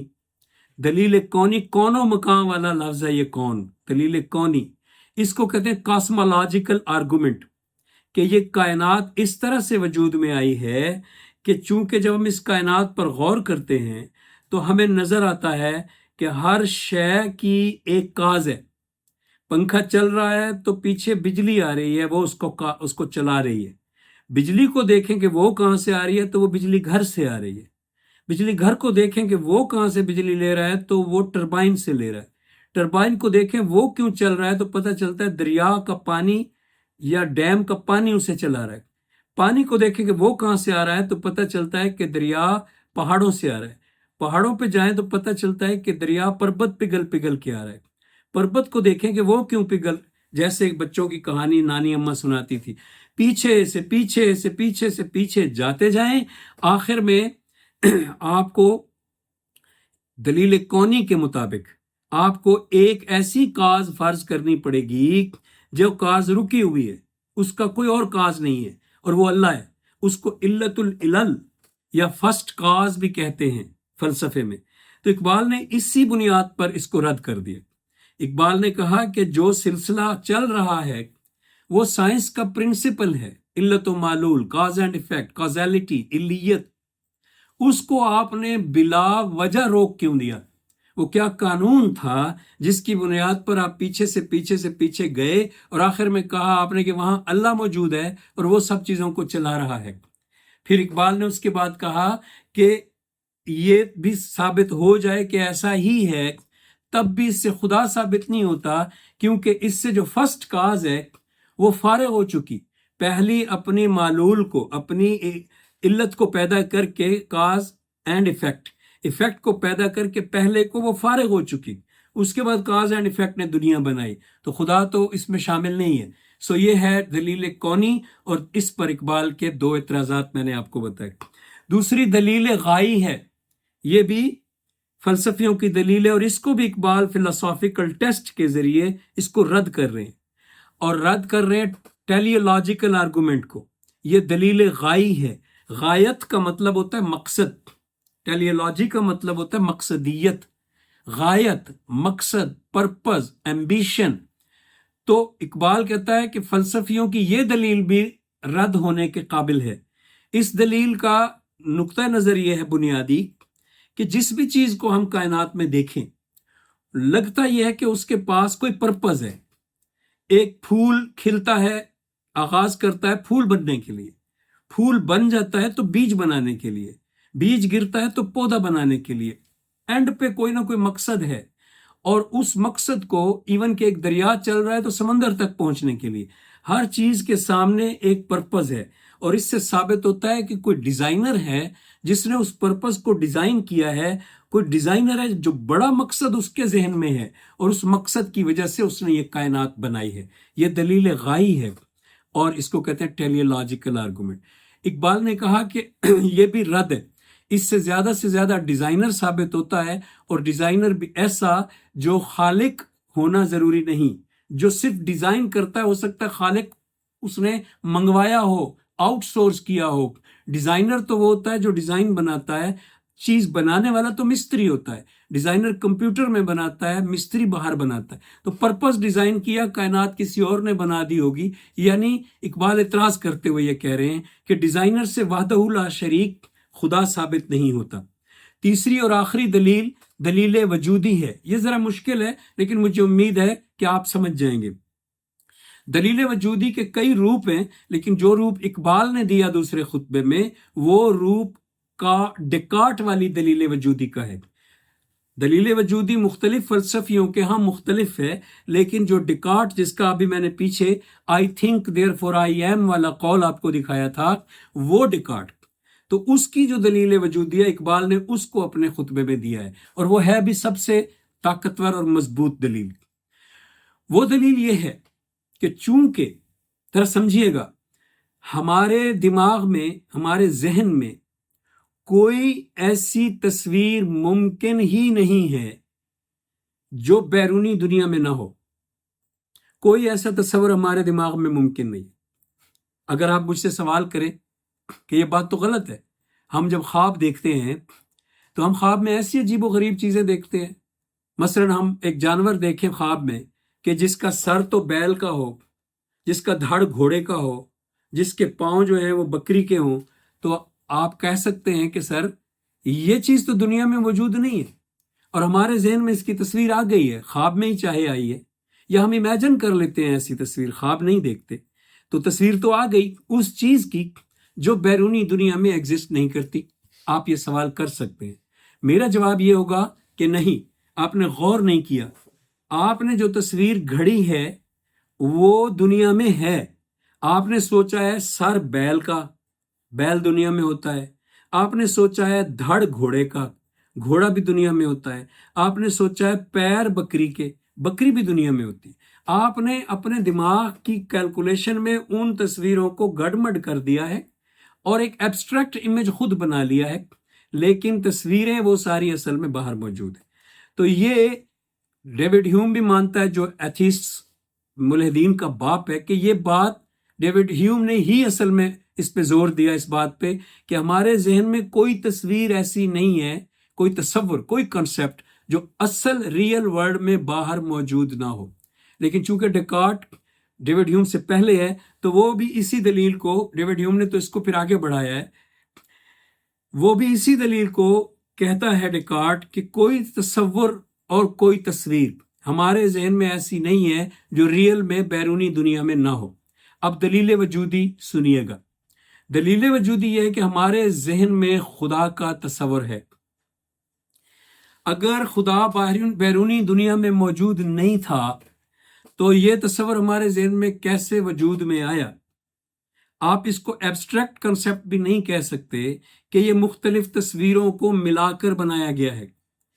آپ دلیل وجودی میں جو بات نوٹ کریں گے وہ واجب الوجود کی، یعنی نیسیسری بینگ کی. فلسفی کی ٹرمز بولوں گا تو آپ کنفیوز ہوں گے. میں بالکل سادہ اسکول کی ٹرمز بول رہا ہوں کہ دلیل وجودی یہ کہتی ہے کہ خدا کا تصور ہر انسان کے ذہن میں موجود ہے. خدا کا تو میں لفظ بول رہا ہوں، جو ڈیکارٹ نے بولا وہ اگر بولے تو آپ کو بھی شک ختم ہو جائے گا اس دلیل میں. ڈیکارٹ یہ کہتا ہے کہ پرفیکٹ بینگ، کامل ہستی کا تصور ہر انسان کے ذہن میں موجود ہے. تو تصور اگر ہر انسان کے ذہن میں موجود ہے تو پھر لازمی ہے کہ وہ تصویر، اس کی اصل ریالٹی باہر بھی ذہن سے موجود ہو، جیسے کائنات کی باقی تصویروں کے ساتھ ہوتا ہے. تو اس پر بھی اقبال نے بڑا شدید اعتراض کیا ہے. لیکن اقبال نے جو اعتراض کیا اس میں پہلا اعتراض اقبال نے کانٹ کو کوٹ کیا ہے، اپنا اعتراض نہیں کیا. کانٹ کو کوٹ کیا ہے اور وہاں پہ جو کوٹ ہے وہ میں سنانے لگا ہوں آپ کو زبانی. کوٹ یہ ہے، اگر میں، کانٹ کہہ رہا ہے، اب یہ کانٹ بول رہا ہے، اگر میں یہ دماغ میں سوچوں کہ میری جیب میں $300 ہیں تو کیا میری جیب میں $300 آ جائیں گے اس طرح سوچنے سے؟ تو وہ کہہ رہا ہے کانٹ کے ڈیکارٹ نے یہ غلط کیا کہ کہا کہ میرے دماغ میں چونکہ خدا کا تصور ہے تو لازمی ہے کہ خدا بھی موجود ہونا چاہیے. یہ کانٹ کی جو اعتراض ہے اس دلیل پہ، اقبال نے اس کو ری کوٹ کیا ہے، بلکہ کوٹ کیا ہے، اور کوٹ کر کے اپنا بھی ساتھ دیا ہے اس کے کہ یہ غلطی ہے. اس میں یہ غلطی نہیں ہے دلیل وجودی میں. میں اب اقبال پر اور کانٹ پر دونوں پہ اپنا آبجیکشن آپ کے سامنے رکھ رہا ہوں. دلیل وجودی میں یہ غلطی نہیں ہے کہ میں نے سوچا میری جیب میں $300 ہے تو کیا آ جائیں گے. اقبال نے نام بھی لکھا وہاں پہ منطقی مغالطے کا، جو اس طرح سوچنے سے مغالطہ پیدا ہوتا ہے، اس کا فلسفے میں ایک نام ہے، اس کا نام ہے مصادرہ علی المطلوب، اور جو انگریزی کا لفظ ہے وہ پیٹیشیو پرنسپائی، اصل میں جرمن ورڈ ہے. پیٹیشیو پرنسپائی یا مصادرہ علی المطلوب کا مطلب ہوتا ہے بیگنگ دا کوسچن، یعنی آپ نے ایک چیز فرض کر لی، یا اس کو ایک چوتھا نام بھی دیا گیا ہے ایگزسٹینشل فیلسی، مغالطہ وجود، کہ آپ نے ایک چیز کو فرض کر لیا جو ایگزسٹ نہیں کرتی اور پھر اس پہ بحث کرنا شروع کر دی ہے، تو کچھ دیر کے بعد تو آپ کو لگنے لگے گا کہ وہ ایگزسٹ کرتی ہے. مثلا کوئی آپ سے کہے کہ فرانس کا بادشاہ گنجا ہے اور آپ بحث کرنا شروع کر دیں کہ گنجا نہیں ہے جی، اس کے بال ہیں، اور آخر میں پتہ چلے کہ فرانس میں بادشاہت نہیں ہوتی، فرانس میں صدر ہوتا ہے، تو آپ کی ساری بحث ختم ہو جائے گی. اس کو کہتے ہیں ایگزسٹینشل فیلسی، مغالطہ. تو مغالطہ وجود اقبال کہتا ہے کہ یہ ہے. اب ذرا میرا اعتراض سنیے گا. جو منطق ہے، جس کو ہم لاجک کہتے ہیں، وہ ایک مضمون کا نام ہے. وہ فرسٹ ایئر میں 11ویں میں پڑھانا شروع کرتے ہیں فلسفے کے اسٹوڈنٹس کو، اور اس کے جو اصول ہیں وہ میتھمیٹیکل اصول ہیں. آج تک جب سے ارسطو نے بنائے ہیں، ایک دو کو چھوڑ کے، ان مین میتھمیٹیکل اصولوں کو کسی شخص نے تبدیل نہیں کیا، کیونکہ وہ علم تک پہنچنے کا سب سے اسٹرانگ ذریعہ ہے. اب مغالطہ کیا ہے ذرا سنیے، کہ جب ہم کہیں کہ تمام انسانوں کے ذہن میں خدا کا تصور ہے تو ہم نے یونیورسل افرمیٹو لیا ہے. یونیورسل مانی کل، افرمیٹو مانی مثبت، پازیٹو.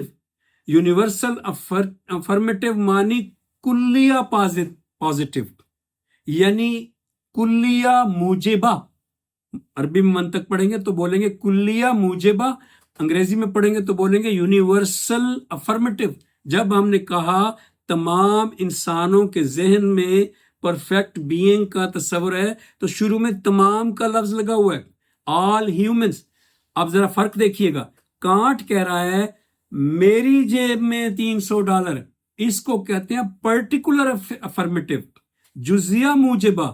یعنی کانٹ کہہ رہا ہے میری جیب میں $300 کا خیال سوچنے سے کیا میری جیب میں $300 آ جائیں گے, جبکہ ڈیکارٹ کہہ رہا ہے تمام انسانوں کے ذہن میں خدا کی پرفیکٹ بینگ ہونے کا تصور ہے.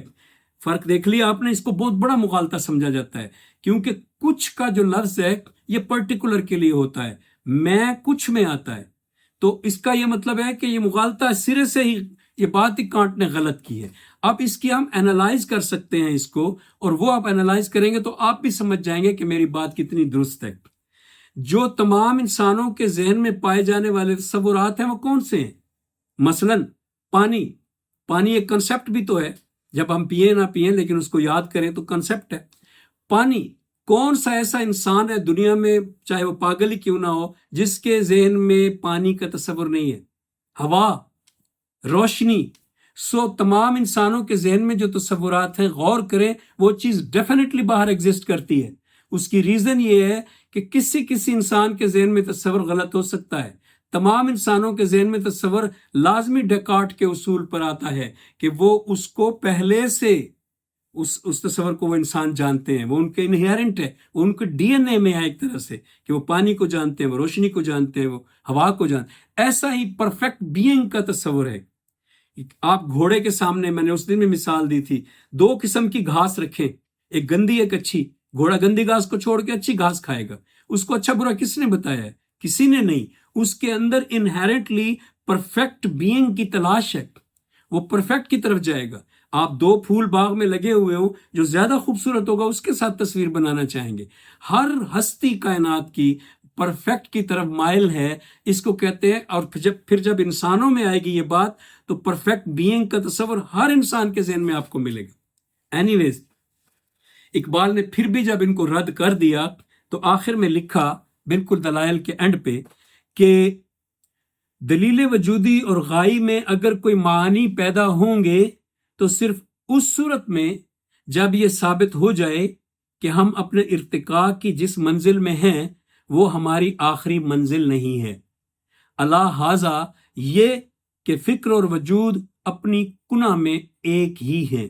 تو جی علامہ صاحب, فکر اور وجود ایک ہی ہیں اور فزیکل حوالوں سے ہم اپنے ارتقاء کی آخری منزل میں نہیں ہیں. اس لیے علامہ صاحب سے میری ریکویسٹ ہے کہ وہ ان دونوں دلیلوں کو اپنے ہی آخر میں لکھے گئے جملے کی روشنی میں ایکسیپٹ فرمائیں. لیکن کاسمولوجی آرگومنٹ میری نظر میں بھی ریجیکٹڈ ہے. زینوس پیراڈاکس اس سے اگلی چیز ہے جو اقبال نے لکھی ہے, خدا کے بعد مکان. اچھا, خطبات میں تو صفحات در صفحات ہیں, اس بار میں نے یہ نہیں کیا کہ ہر پیرا لوں, یہ بہت لمبا چیپٹر ہے. تو میں نے کیا کیا کہ میں موضوع آگے بڑھ رہا ہوں کہ پہلے اقبال نے وجود خدا کے دلائل پر بحث کی اور میں نے ان کو انالائز کر کے اپنے سامنے رکھا. اور اب دوسری چیز ہے مکان پر بحث. مکان پر بحث ہے زینو کے پیراڈاکس میں. یہ میں سارا انگریزی والا پیرا پڑھوں گا نہیں, یہ میں نے کوٹ آپ کے سامنے رکھ دیا ہے کہ ویڈیو میں آپ بعد میں اس کو اپنے لیے نکال سکیں. یہ میں پڑھوں گا نہیں, میں بتاؤں گا زبانی کہ اقبال زینو کے پیراڈاکس میں کیا کہہ رہے ہیں. اقبال نے زینو کو, پہلے تو سنیں زینو کون ہے. زینو اتنا بڑا فلسفی ہے کہ اس نے جو پیراڈاکسز وضع کیے تھے ان کے صحیح جواب آج تک کوئی نہیں دے پایا.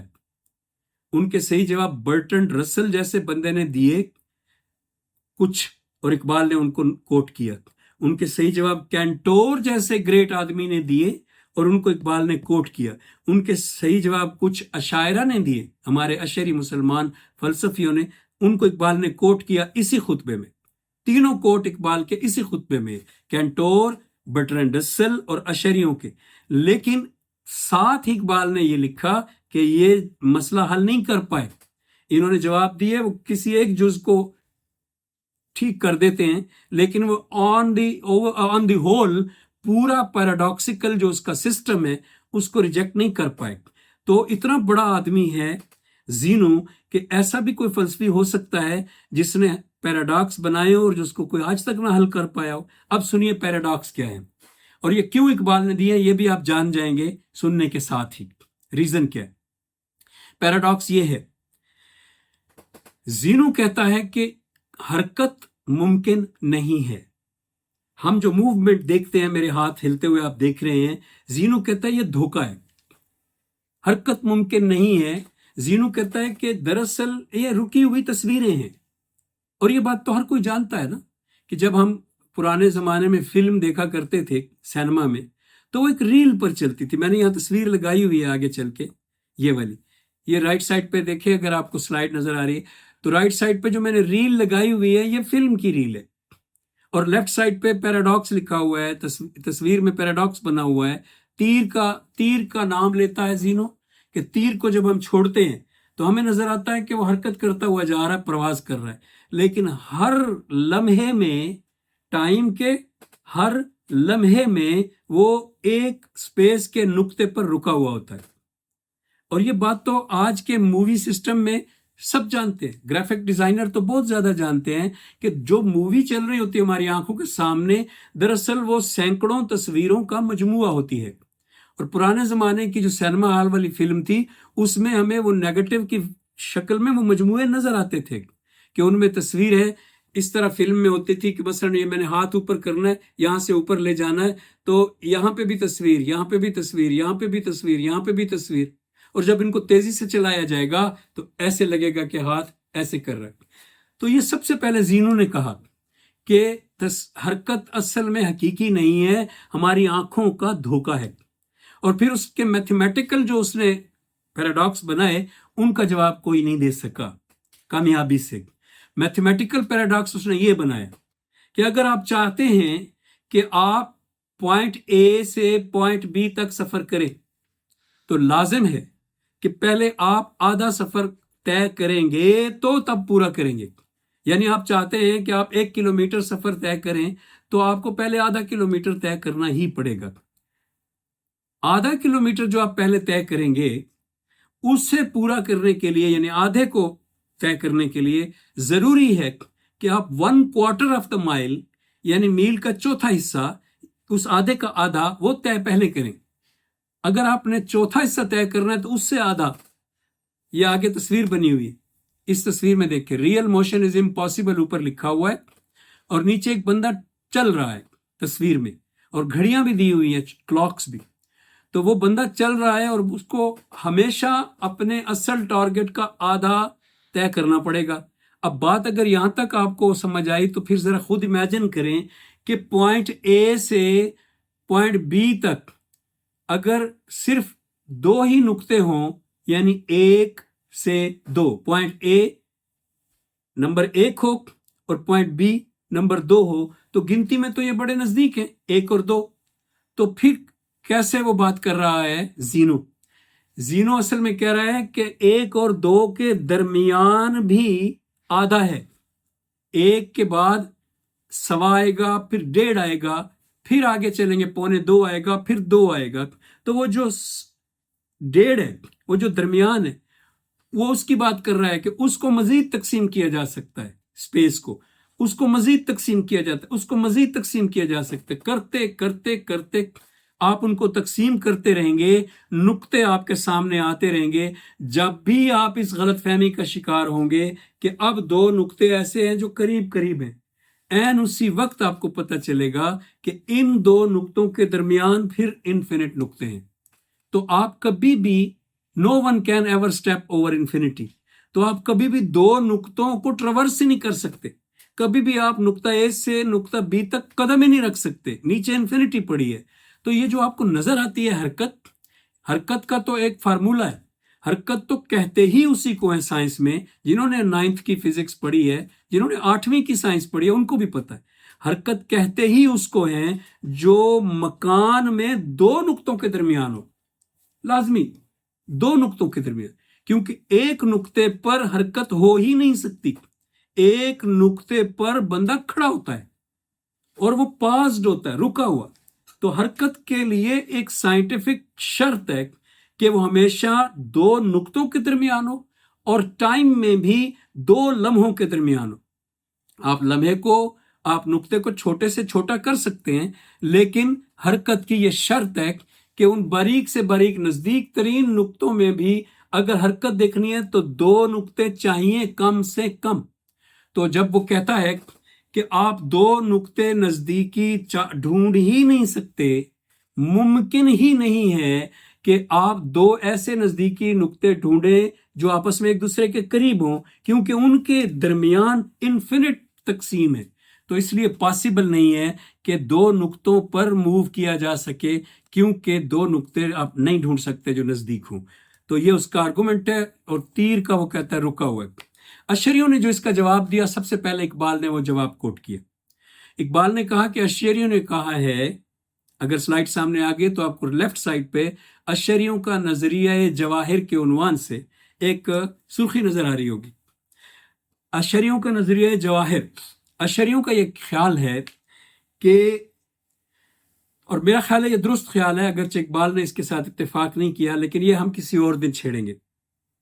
अशरियों का ये ख्याल है कि इस कायनात को नीचे से नीचे तकसीम करते जाएं, मजीद डिवाइड, जैसे अभी हम कर रहे थे, 1 और 2 के दरमियान आशारिया पॉइंट्स वाले नंबर भी और तकसीम 0.00000000 लगा के कोई नंबर नीचे से नीचे उतरते जाएं। अलगरज आप, जीनो कहता है कि नीचे से नीचे भी उतरते जाएं, बारीक से बारीक करते चले जाएं स्पेस को, तो आप कर सकते हैं, जबकि अशरी कहते हैं आप नहीं कर सकते। अशरी कुरान करीम की एक आयत पढ़ा करते थे, व इम मिन शैइन इल्ला इंदना खज़ाइनुहु वमा नुनज़्ज़िलुहु इल्ला बिक़द्रिन मालूम। और कोई चीज नहीं जिसके पास हमारे खजाने ना हो, और हम उसे नहीं उतारते मगर एक मालूम मिकदार में। अशरियों का मुकदमा यह था कि कायनात में हर शय के जवाहिर हैं, क्योंकि हर शय मिकदार में है तो लाजिम है कि उसकी इकाइयां नाकाबिले तकसीम हो। और ये बात बड़ी समझ में आने वाली आम अक्ल की मुशाहिदे की बात है कि अगर आपने कहना है कि ये चीज इतनी मिकदार में है, जब लफ्ज मिकदार कुरान ने बोल दिया, जब लफ्ज क्वांटिटी आपने बोल दिया, तो लाजिम हो गया कि इसकी इकाइयां हों। इसको छोटे से छोटा तकसीम करेंगे तो एंड पे एक इकाई जरूर हो जो ना तकसीम हो सके, वरना हम गिन ही नहीं सकेंगे उसकी मिकदार को। अगर नीचे वो इनकैलकुलेबल है तो ऊपर कैसे कैलकुलेबल हो सकती है? तो कुरान ने जब कहा बिकद्रिम मालूम, कि हमने उनको पक्की मिकदार दी हुई है, उनकी मिकदार है मालूम मिकदार, तो इसका मतलब यह है कि आप उनको जब डिवाइड करेंगे तो एक बहुत बारीक सतह पर जाके वो मजीद डिवाइड नहीं होंगे, तभी मिकदार मुकर्रर हो सकती है। ये अशरियों का ख्याल है। और वो कहते हैं कि टाइम का भी एटम होता है। एटम का जो लफ्ज है ये तो आज के दौर में मशहूर हुआ, अगरचे यूनान में यूज हुआ था सबसे पहले, डिमोक्रिटस ने यूज किया था, उसी को फादर ऑफ एटमिज्म कहते हैं। डिमोक्रिटस वही है जिसका पिछले खुतबे में तारुफ करवाते हुए मैंने कहा था कि अफलातून ने कहा था burn the books of Democritus, वो फादर ऑफ एटमिज्म है। तो अशरियों ने भी इसको बाकायदा कहा जाता है अशरियन एटमिज्म। अशरियों ने भी अपने तरफ से एक एटम का नजरिया दिया, लेकिन उनका नजरिया साइंस से मुख्तलिफ है। उनका नजरिया ये एटम का कि टाइम का भी एटम होता है। जब टाइम को छोटा करते जाएंगे, बारीक से बारीक सेकंड से हजारवां हिस्सा, सेकंड का लाखवां हिस्सा करते करते एक जगह पे रुक जाएगा और मजीद तकसीम नहीं हो सकेगा। ये अशरी कहते हैं। स्पेस का भी एटम होता है, ये जो स्पेस है, इसलिए जो स्पेस को, वो मकान को जो जीनो खत्म कर रहा था कि वो मकान की हैसियत खत्म हो रही थी ना, कि इन्फिनिटली वो डिवाइडेबल है, तो वो भी वो कहते नहीं है, स्पेस एक जगह पे जाके डिवाइडेबल नहीं रहेगी, इनडिविजिबल, उसके बाद वो इनडिविजिबल हो जाएगी। मैटर के, वैसे बाय द वे आपको सुन के खुशी भी होगी कि मैटर पर जो उन्होंने कहा था कि एटम है, वो तो आज हम मानते हैं ना। एटम के छोटे जर्रे, इलेक्ट्रॉन, प्रोटॉन, उन्होंने उस वक्त कहा था 1100-1200 साल पहले कि मैटर के भी बहुत बारीक जर्रे हैं जो मजीद तकसीम नहीं हो सकते। और मोशन के, हरकत के भी जर्रे हैं। जिस चीज में ज्यादा मोशन की हरकत हो नई नई नजर आती है, मोशन के जर्रे हो। जिस चीज में रेस्ट के जर्रे ज्यादा हो, रेस्ट के भी जर्रे हैं, हर चीज के जवाहिर हैं, जो चीज मिकदार में है उसके जवाहिर हैं। तो जिस चीज में रेस्ट के जर्रात ज्यादा हो वो पुरानी पुरानी नजर आती है। एक बिल्डिंग है, वो बोसीदा हो चुकी है, शाही किला है, उसके अंदर जो जर्रात, उसको बनाने के लिए जो जर्रात इस्तेमाल किए गए हैं उनमें रेस्ट के जर्रात ज्यादा हैं और मोशन के कम है।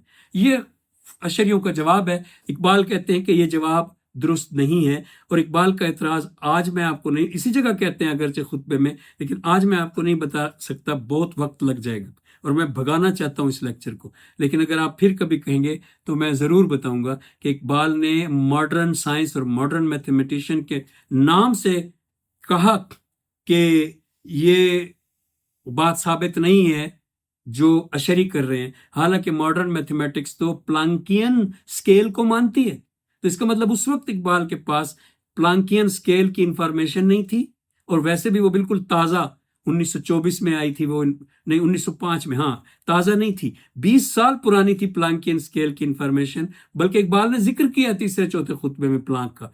तो इसलिए प्लांकियन स्केल को चूंकि उस वक्त के किसी रियाजीदान ने कहा कि अशरियों वाला प्लांकियन स्केल गलत है, तो इकबाल ने कहा वो कह रहा है गलत है तो सो गलत है। हालांकि आज जो जदीद साइंस है वो प्लांकियन स्केल को मानती है, और प्लांकियन स्केल ही वही चीज है जो अशरियों ने स्केल बनाया था मैटर टाइम स्पेस के लिए। कैंटोर का जो जवाब इकबाल ने वहां कोट किया वो बड़ा दिलचस्प है और वो ज्यादा दुरुस्त है और वो मुझे बहुत पसंद है और इकबाल को भी बहुत पसंद है। सबसे पहले तो कैंटोर एक बहुत ग्रेट आदमी है। दुनिया में जितने बड़े लोग गुजरे हैं उनमें 2-3 ही ऐसे लोग होंगे जिनके लिए मेरे दिल में बेपनाह रेस्पेक्ट है, और उनमें एक कैंटोर है, father of infinity, कैंटोर्स infinity. Iqbal को आपने देखा होगा जो खुतबात पढ़ते हैं कि लामतनाहियत पर बड़ी बात करते हैं इकबाल। पूरे खुतबात में हर खुतबे में लामतनाहियत और मतनाहियत पर इकबाल ने खुदा की ज़ात के हवाले से बहुत बात की हुई है। और लामतनाहियत को अंग्रेजी में कहते हैं इन्फिनिटी, और मतनाहियत को उर्दू में कहते हैं फिनिटी। ला इंतहा ला मतनाही सिलसिला जो होगा उसको कहेंगे इन्फिनिट सीरीज, और जो मतनाही होगा उसको कहेंगे फाइनाइट सीरीज। तो कैंटोर जो है वो पहला ऐसा मैथमेटिशियन है जिसने दुनिया में इन्फिनिटीज को बहुत ही सॉलिड तरीके से मुतारफ करवाया, और कैंटोर ने ही रियल नंबर्स की लाइन बनाई जो अभी मैं उसकी डिटेल में नहीं जा सकता। और ये जो सिंबल दरमियान में रंगीन सिंबल दी हुई है, ये इन्फिनिटी की मैथ में यूज होती है सिंबल। इन्फिनिटी को शो करना हो तो ये सिंबल होती है। अब कैंटोर कहता क्या है? कैंटोर्स इन्फिनिटी, नई बात जो है वो पहले सुन ले। नई बात यह है कि अगर मैं आपसे ये सवाल करूं कि एक लाइन है कागज पर ड्रा की गई, फर्ज कर लेते हैं हम कि वो 4 इंच की लाइन है, 4 इंच उसकी लंबाई है। अब मैं आपसे सवाल करूं कि जो इस लाइन के अंदर नुकात हैं, क्योंकि लाइन तो नुक्तों का मजमुआ होती है ना, एक नुक्ते के साथ दूसरा, फिर तीसरा, फिर चौथा, फिर पांचवा, और लाइन बन जाती है। तो इस लाइन में जो नुकात हैं, सवाल अभी भी जारी है, सवाल पूरा होगा तो बताऊंगा कि अब सवाल मुकम्मल हुआ। तो इस लाइन में जो नुकात हैं वो नुकात हम फर्ज कर लेते हैं कि 100 है टोटल, हालांकि लाखों हैं, करोड़ों हैं, लेकिन हम फर्ज कर लेते हैं कि 100 है। तो अब सवाल आएगा कि अगर एक लाइन जो 4 इंच की है और हमने फर्ज कर लिया कि उसमें 100 या 1000 या 10,000 पॉइंट्स हैं जो वो लाइन बना रहे हैं, सवाल, अगर उस लाइन को दरमियान से काट दिया जाए, या एक छड़ी समझ लें, एक स्टिक है लंबी सी, और उसको दरमियान में से तोड़ दिया जाए, यूं समझ लें, तो अगर उस लाइन को जो ड्रॉ की है कागज पे 4 इंच की दरमियान में से काट दिया तो क्या होगा कि 2-2 इंच की 2 लाइनें हो जाएंगी। अब सवाल यह है कि उनमें जो पॉइंट्स थे, फर्ज कर लें कि वो 10,000 थे, अब 2-2 इंच की जो 2 लाइनें हैं, मेरा आपसे यह सवाल है कि उनमें अब कितने कितने पॉइंट होने चाहिए। जाहिर है मैं आपको माइक नहीं खुलवाना चाहता टाइम की बचत से, तो आप में से बहुत से लोगों को जो मैथमेटिशियंस नहीं है, ये ख्याल आ रहा होगा कि उनमें जो नुकात की अब तादाद होनी चाहिए वो 50-50 होनी चाहिए, या 500-500 या 5,000-5,000, जितना भी नंबर आप ज़हन में फर्ज कर लें। यानी लाइन के नुकात लाइन काट देने के बाद आधे आधे तकसीम हो जाने चाहिए, ये ऐसा नहीं होता। इन्फिनिटी के मैथमेटिशियंस ये जानते हैं कि जब आप उस लाइन को दरमियान में से तोड़ते हैं تو جتنے نکات پہلی بڑی لائن کے اندر تھے اتنے ہی نکات اب دونوں میں الگ الگ آ جائیں گے. پہلی میں اگر 10,000 نکات تھے تو جو ہی لائن آپ توڑیں گے تو اس میں بھی 10,000 اور اس میں بھی 10,000 ہو جائیں گے, تو گویا دونوں ملائیں تو یہ تو 20,000 نکات بن جاتے. تو دیکھا آپ نے کہ ایک چیز جو انفینٹی میں ہمیں لگتا تھا کہ قابل فہم ہے, وہی ریئل میں جب ہم نے اس کی ایکسپیریمنٹیشن کی, اور یہ میں آپ کو جیو جبرا میں کر کے دکھاتا, بلکہ یہ جو تصویر ابھی سامنے ہے اسی سے بھی میں سمجھانے کی کوشش کرتا ہوں. ابھی دیکھیں 2 لائنیں میں نے لگائی ہوئی ہیں, ایک چھوٹی ایک بڑی, اور ان دونوں لائنوں میں میں نے ایک تیسری لائن کراس کروائی ہوئی ہے, اور وہ جو تیسری لائن کراس کر رہی ہے لائن, وہ پوائنٹس انٹرسیکٹ بھی کر رہی ہے, وہ بلیک کلر کے پوائنٹس ہے, اور باقی 4 پوائنٹ جو ہیں جن کی ضرورت نہیں ہے ویسے وہاں دکھانے کی, وہ بلو کلر کے ہیں. جو 2 پوائنٹ میں دکھانا چاہ رہا ہوں وہ بلیک کلر کے ہیں. اب اگر آپ دیکھیں کہ یہ جو کراس کرنے والی لائن ہے, جو ترچھی لائن ہے, اس کو اگر آپ ایسے گھمائیں, میرے ہاتھ کو دیکھیے گا, ایسے جیسے پینڈولم گھومتا ہے, دائیں طرف والے بلو نکات سے شروع ہو کر بائیں طرف والے بلو نکات تک یہ پینڈولم کی طرح گھمائیں, تو مجھے بتائیں دیکھ کر دماغ میں اپنے, اور اس تصویر کو دیکھ کر مجھے بتائیں کہ ہر وہ پوائنٹ جو بڑی لائن میں ہے, ہر وہ پوائنٹ چھوٹی لائن میں بھی ہے یا نہیں ہے. اور آپ کو اپنی آنکھوں سے نظر آئے گا کہ جہاں جہاں سے بڑی لائن میں کالا پوائنٹ نظر آئے گا, ایگزیکٹلی اس کے اپوزٹ چھوٹی لائن میں وہاں پہ ایک پوائنٹ ہوگا. تو بڑی لائن چاہے جتنی بڑی کر دیں, کائنات جتنی کر دیں, اور چھوٹی لائن چاہے جتنی چھوٹی کر دیں, آدھے انچ جتنی کر دیں, ان میں پوائنٹس کی تعداد ہمیشہ برابر رہے گی. اور یہ ہے انفینٹی کی دنیا, یہ جادو کی دنیا ہوتی ہے انفینٹی کی دنیا. میتھمیٹکس کے لوگ اس پہ جان دیتے ہیں, مرتے ہیں, پورا اس کا ڈسپلن الگ کر دیا میتھمیٹکس میں جو انفینٹی پڑھتے ہیں. تو انفینٹی کو وہاں پہ اقبال نے لا کر کس کو جواب دیا؟ زینو کو جواب دیا. اور زینو کو جواب دیا کینٹور کی میتھمیٹکس کے ذریعے. اور جو پیسج وہاں پہ اقبال نے کوٹ کیا ہے وہ ڈائریکٹ کینٹور کی کتاب سے نہیں لیا, بلکہ وہ لیا ہے برٹرینڈ رسل کی کتاب سے, کہ برٹرینڈ رسل کہتا ہے کہ کینٹور کی میتھمیٹکس زینو کے پیراڈاکس کا جواب ہے. اور پھر برٹرینڈ رسل کا وہ کوٹ کیا اقبال نے پیرا, اور اس پیرے میں اقبال نے کینٹور کے حوالے سے جو ثابت کیا وہ یہ ہے کہ جو ڈسکنٹینیوٹی ہے, کہ ایک پوائنٹ, اس کے بعد پھر اگلا پوائنٹ, اس کے بعد پھر اگلا پوائنٹ, پھر اس کے بعد پھر اگلا پوائنٹ, یہ جو کنسپٹ ہے یہ کینٹور کہتا ہے سرے سے کنسپٹ ہی غلط ہے. کینٹور کہتا ہے کہ انفینٹی کنٹینیوس ہے, کنٹینیوم ہے اس میں. یعنی وہ یہ کہتا ہے کہ یوں نہیں ہے کہ ایک پوائنٹ کے بعد دوسرا پوائنٹ, بلکہ یوں ہے کہ اگر ایک پوائنٹ کے بعد دوسرا پوائنٹ کے درمیان, اگر پہلے اور دوسرے پوائنٹ کے درمیان انفینٹ پوائنٹ ہیں بھی, تو ہر انفینٹ پوائنٹ کے سامنے ایک انفینٹ لمحہ بھی موجود ہوگا. یعنی انفینٹلی اسمال پوائنٹ اگر ہے اسپیس کا, تو انفینٹلی اسمال سیکنڈ بھی ہوگا ٹائم کا انٹرول. تو جب وہ آمنے سامنے رہیں گے, اور جب بھی آپ چاہیں گے کہ اگلے پوائنٹ پر جائیں, تو درمیان میں پہلے کوئی اور سیریز نکل آئے گی, اس سیریز کے پوائنٹ پہ آپ سفر چڑھ جائیں گے, تو پھر چاہیں گے اب اس سیریز کے چھوٹی بریک سیریز کے اگلے پوائنٹ پہ جاؤں, تو جب بھی آپ چاہیں گے میں اگلے پہ جاؤں, تو درمیان میں ایک اور سیریز نکل آئے گی, جس کا مطلب ہے کہ یہ کنٹینیوٹی ہے. جس کا مطلب یہ ہے کہ آپ ڈسکریٹ پیٹرن بنا کر ہی غلطی کر رہے تھے, کہ ڈسکریٹ پیٹرن یہ ہوتا ہے یہاں پوائنٹ یہاں پوائنٹ, اور زینو کا سارا آرگومنٹ ڈسکریٹس پہ کھڑا تھا.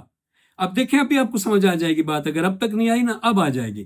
زینو کہتا ہے یہ پوائنٹ ہے, یہ اس کے ساتھ والا پوائنٹ ہے. اگر اس پوائنٹ پر میں اس وقت ہوں اور اگلے لمحے میں اس پوائنٹ پر ساتھ والے پر ہوں, تو اس کا مطلب یہ ہے کہ درمیان میں جو خالی جگہ ہے, اس وقت تو کینٹور والی انفینٹی نہیں تھی نا, کہ وہ انفینٹلی نیچے تک کینٹور نے یہ دریافت کی نا, جیسے میں نے چھڑی توڑ کے بتایا آپ کو. تو وہ کہتا ہے کہ اگر پہلے پوائنٹ سے دوسرے پوائنٹ جو بالکل باریک نیچے چلے گئے ہیں, ان پر میں کھڑا ہوں, ایک پر میں کھڑا ہوں, پھر میں دوسرے پر آ گیا ہوں, تو درمیان میں جب میں گزر رہا تھا تو وہ جگہ خالی تھی, تو نہ وہاں سپیس ہے نہ وہاں ٹائم ہے, تو وہاں پہ میں بھی نہیں ہوں. اور اگر وہاں پہ میں بھی نہیں ہوں تو اس پوائنٹ پر میں ہوں اور اس پوائنٹ پر میں ہوں اور درمیان والے پوائنٹ پر میں نہیں ہوں. How that can be possible? So اس لیے اس نے یہ سارے آرگومنٹ بنائے تھے اور میں نے اس پہ بڑے اچھے اچھے مضمون لکھے ہیں, بڑے اچھے اچھے لیکچرز دیے ہیں. اگر اس کو الگ سے ٹاپک بنایا جائے زینوں کے پیراڈاکسوں کو, تو میں ایک اور جواب بھی رکھتا ہوں جس کے لیے آج اس جگہ وقت نہیں ہے. جو اشریوں کا میں نے کہا تھا نا کہ مجھے لگتا ہے وہ ٹھیک کہتے ہیں, اس پہ میرا پورا ایک تھیسز ہے جو میں کسی اور وقت میں پیش کروں. اس کے بعد اقبال اس خطبے میں اگلے موضوع پر آتے ہیں تو وہ اضافیت ہے. آئنسٹائن کا نظریہ اضافیت, آئنسٹائن کا نظریہ ہے زمان و مکان اور اضافیت. اس نظریے پر اقبال اعتراض کرتے ہیں. میں تھوڑا سا سمجھاؤں گا اضافیت کو, لیکن پہلے میں اعتراض آپ کے سامنے رکھ رہا ہوں. پہلے اعتراض اس لیے رکھ رہا ہوں کہ آپ کو جب اضافیت سمجھ آئے گی, جو میں ابھی تھوڑی دیر میں جلدی سے 2-3 سلائیڈوں پہ سمجھاؤں گا, تو جب آپ کو یہ سمجھ آئے گی تو آپ کو پتہ چل جائے گا کہ اقبال کا اعتراض کتنا ویلڈ ہے. اور اقبال نے اس وقت وہ اعتراض کیا جب کسی امریکہ کے سائنسدان کو بھی, کسی لندن کے سائنسدان کو بھی اس کا آئیڈیا نہیں آیا. اور اس اعتراض کو جو اقبال نے کیا, خود سائنس نے, فزکس نے 1940 میں دور کیا, اقبال کی وفات کے 2 سال بعد. تو یہ پہلے اعتراض سن لیں اور اس کے بعد میں اس کا آپ کو جواب بھی بتاؤں گا بعد میں, اور پھر میں بتاتا ہوں کہ وہ اعتراض ویلڈ کیسے تھا. اضافیت جو ہے وہ 2 قسم کی ہے اور میں اس پہ نہیں جانا چاہتا. 2 الگ قسمیں ہیں. ایک ہے اضافیت اسپیشل ریلیٹیوٹی, ایک ہے اضافیت جنرل ریلیٹیوٹی. ایک گریوٹی کی ہے, ایک ٹائم سپیس کی ہے. ان دونوں کو مکس کر کے پڑھانا چاہیے اور پڑھاتے بھی ہیں, اور ہم بھی پڑھاتے ہیں, لیکن ان دونوں کا میں یہاں کوئی تعارف نہیں کروانے والا ٹائم کی وجہ سے. میں جنرل اضافیت جو آتی ہے, جنرل سرخی, اس کے انڈر بات کرنے لگا ہوں. اقبال کہتے ہیں اگر ٹائم سپیس کا ہی چوتھا بود ہے, یہ الفاظ بود کے نذیر نیازی صاحب کے ہیں.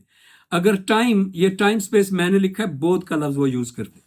اگر ٹائم سپیس کا ہی چوتھا بود ہے تو مستقبل پہلے سے متعین ہونا لازم ہے, جو کہ انٹرو ہے. یعنی اقبال کے نزدیک انٹرو ہے. کچھ لوگ تو مانتے ہیں نا کہ مستقبل پہلے سے لکھا ہوا ہے. تو اقبال کا اعتراض یہ ہے کہ یہ ٹائم جو ہے وہ سپیس کا بود نہیں ہو سکتا, اور اس کو میں سمجھاؤں گا, لیکن فی الحال فوری طور پہ آپ بود کا لفظ جانیں. بود کہتے ہیں ڈائمینشن کو, اور ابعاد کہتے ہیں ڈائمینشنز کو. میرا ایک شمارہ بھی ہوتا تھا, پہلے نکالتا تھا میں, اس کا نام تھا ابعاد, یعنی ڈائمینشنز. تو جو ڈائمینشنز ہیں یہ ابعاد ہیں, اور جو بود ہے یہ ایک ڈائمینشن. اور آپ نے بود کا لفظ پڑھا ہوگا بود المشرقین میں, کہ ان کے درمیان مشرقوں کا, مشرق اور مغرب کے درمیان والا فاصلہ ہے. تو یہ بود ڈائمینشن کو کہتے ہیں. ذرا تیزی سے سمجھ لیں کہ ڈائمینشن ٹائم سپیس کے کنسیپٹ میں کیا ہے, کیا چیز ہے. اگر میں دائیں بائیں اپنے ہاتھ پھیلا دوں تو یہ ہوگا دایاں بایاں, اور ایک خط بنے گا رائٹ اینڈ لیفٹ, اور وہ ایک سنگل خط ہوگا. اور پھر سر سے نیچے پاؤں تک میں ایک خط لگاؤں تو یہ ایک اور سنگل لائن ہوگی. اور پھر آگے اور پیچھے آنکھوں سے نکلتا ہوا خط لگاؤں اور سر کے پیچھے سے, یا آپ کمرے کے, جس کمرے میں بیٹھے ہیں نا, اس کے کونے پہ نظر لے جائیں تو آپ کو یہ تینوں خط نظر بھی آ جائیں گے. تو اگر یہ خط آپ جو دیکھ رہے ہیں یہ سپیس کے خط ہیں. سپیس میں 3 خط ہوتے ہیں, دایاں بایاں, اوپر نیچے, آگے پیچھے. جب آپ لائن لگائیں گے سنگل لائن بنے گی, اس لیے 3 ڈائمینشنز کہتے ہیں, 3 ابعاد. آئنسٹائن کا نظریہ یہ کہتا ہے کہ کائنات کی ابعاد 3 نہیں ہے مکانی, بلکہ کائنات کی ابعاد 4 ہیں, اور چاروں مکانی ہیں. یعنی دائیں بائیں, آگے پیچھے, اوپر نیچے, اور backward and forward, past and future, یہ بھی ایک ڈائمینشن ہے. اور آئنسٹائن یہ بات جو کر رہے ہیں کہ ٹائم بھی ایک سپیس کی ڈائمینشن ہے, یہ ہم عام زندگی میں خود بھی جانتے. ہم جب کسی کے گھر جا رہے ہو تو ہم کیا کہتے ہیں کہ میں 10 منٹ کے فاصلے پر ہوں. ہم جب لاہور اور اسلام آباد کی پیمائش کرتے ہیں تو ہم کیا کہتے ہیں, لاہور اسلام آباد سے 3.5 گھنٹے کے فاصلے پر ہے. ٹائم کو ہم نے بنا دیا سپیس کا یونٹ. لاہور سے اسلام آباد تو سپیس ہے, بولا ہم نے کیسے کہ 3.5 گھنٹے کا فاصلہ. گویا ٹائم کو سپیس کا یونٹ تو لوگ بناتے آ رہے تھے, آئنسٹائن نے اس کو میتھمیٹکس دے دی اور اس کو سپیس کا ہی چوتھا یونٹ بنا دیا.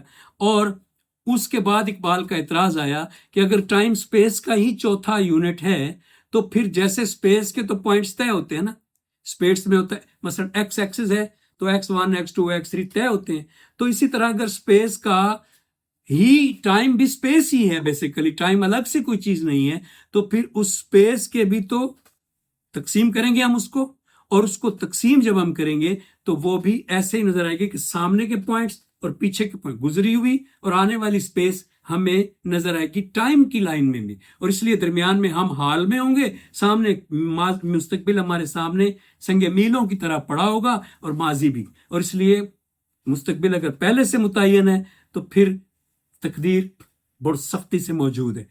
खैर जी, तो इकबाल ने जब ये कहा कि अगर टाइम स्पेस का ही चौथा बोध है तो मुस्तकबिल पहले से मुतय्यन होना लाजिम है। नीचे आप देखें दो तस्वीरें दी हुई हैं, एक तस्वीर दरिया की है और दूसरी सुरंग की है, जो गाड़ियों के लिए बनाई गई सुरंग होती है, वो वाली टनल जिसे कहते हैं।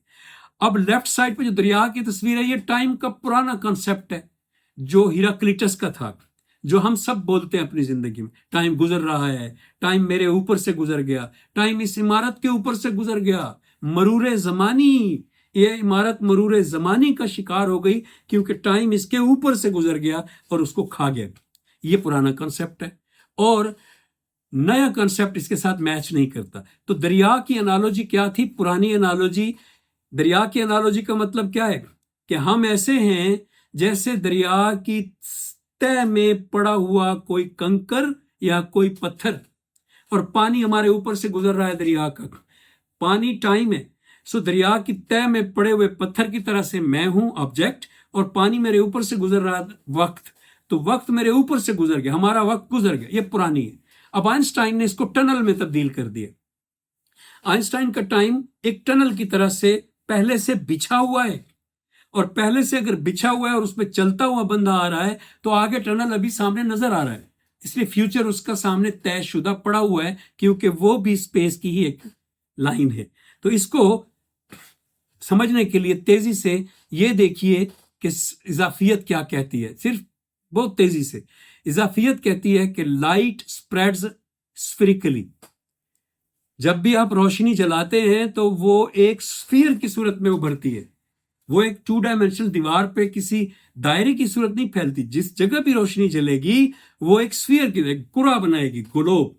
अब जरा देखिए कि who is in the centre of the light. अगर आपको ये स्लाइड नजर आ रही है तो तेजी से बस 2-3 स्लाइड्स हैं, देखिएगा कि आइंस्टाइन एक गाड़ी में सवार है और गाड़ी के सेंटर में वो खड़ा है, और आइंस्टाइन एक जगह से सीधा सीधा क्रॉस कर रहा है, वहां पे खातून उसको देख रही हैं।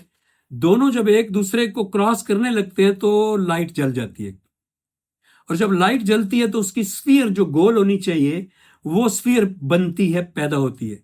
सवाल यह है कि who is in the centre of the light sphere, कि इन दोनों में से लाइट स्फीयर के सेंटर में कौन है।